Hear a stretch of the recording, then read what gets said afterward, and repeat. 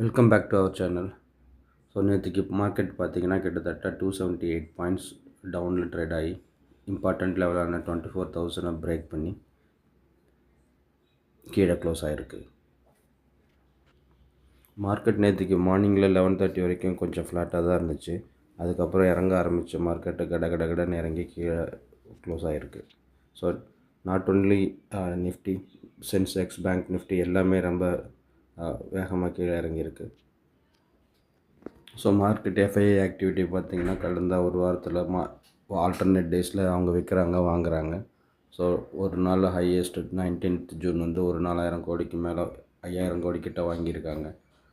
So நேற்றுக்கு market இறங்குறதில் FII position வந்து நெட்டாக ஒரு 17 கோடி தான் வாங்கியிருக்காங்க. பட் இந்த ட்ரெண்டு கண்டினியூ ஆகுமா, இல்லை மார்க்கெட்டு கீழே உடச்சி கீழே போகுமான்றதை நம்ம வெயிட் பண்ணி தான் பார்க்கணும். ஸோ இப்போதைக்கு இருக்கிற குளோபல் எக்கானமி, குளோபல் கியூஸில், இந்தியன் மார்க்கெட் ஏர்னிங்ஸில், ஐடி கம்பெனியோட டிஸ்ரப்ஷன்ஸ், ஏஐ இருக்குது. ஸோ இதெல்லாம் பார்க்கும் பொழுது மார்க்கெட் ஃபர்தராக கீழே போகிறதுக்கு தான் வாய்ப்பு நிறையா இருக்குது.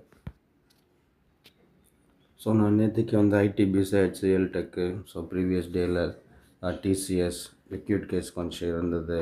லிக்விட் கேஸ் எதுக்கு மெயின்டைன் பண்ணுறேன்னா, அமௌண்ட்டை ஐடியலாக பேங்க்கில் வைக்காமல் இந்த மாதிரி ஒரு லிக்விட் கேஸ் அப்படிங்கிற மாதிரி ஒரு இருக்கும் மணி மார்க்கெட் ஃபண்டு. ஸோ இதில் போட்டு வச்சுருந்திங்கன்னா உங்களுடைய காசுக்கு வந்து பேங்க்கில் இருக்கிற சேவிங்ஸை விட இந்த லிக்விட் கேஸில் இன்ட்ரெஸ்ட் அதிகமாக கிடைக்கும்.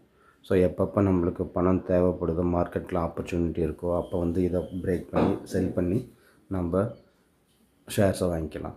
ஸோ அதுக்காக தான் இந்த லிக்விட் கேஸ். ஸோ நேற்றுக்கு ஐடிபி 2 டேஸ்க்கு முன்னாடி ஐடிபிஸும் டிசிஎஸும் வாங்கினேன். ஸோ இதுதான் என்னுடைய ரீசெண்ட் பர்ச்சேசஸ். ஸோ ஓவராலாக பார்த்திங்கன்னா ஐடி கம்பெனிஸ் எல்லாமே டவுனில் இருக்குது. நம்ம பார்த்தாலே தெரியும். ITPS, KPIT, HCL technology, TCS இதெல்லாம் தான் ரொம்ப மைனஸில், ரொம்ப லோவாக ட்ரேட் ஆகிக்கிட்டு இருக்குது.